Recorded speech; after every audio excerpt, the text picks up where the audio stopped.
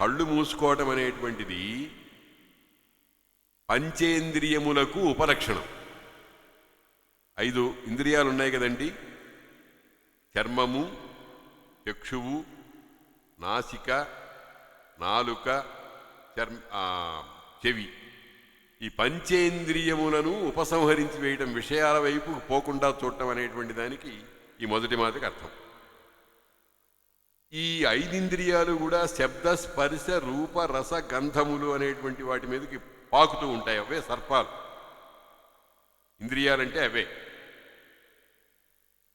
అంటే ఏమి చేశారన్నమాట, బాహ్య ప్రపంచ విస్మృతి పొందాలి అనేది చెప్పారు.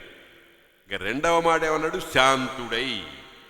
శాంతము అని అంటే మనోనిగ్రహం. ఇంద్రియాలు కళ్ళు మూసుకుంటాం, చెవిలో చెవులు పెట్టుకుంటాం, ముక్కు మూసుకుంటాం, అన్నీ చేస్తాం, కానీ ఈ లోపల మనస్సుని పట్టుకోవడానికి మనకు సాధ్యం కాదు.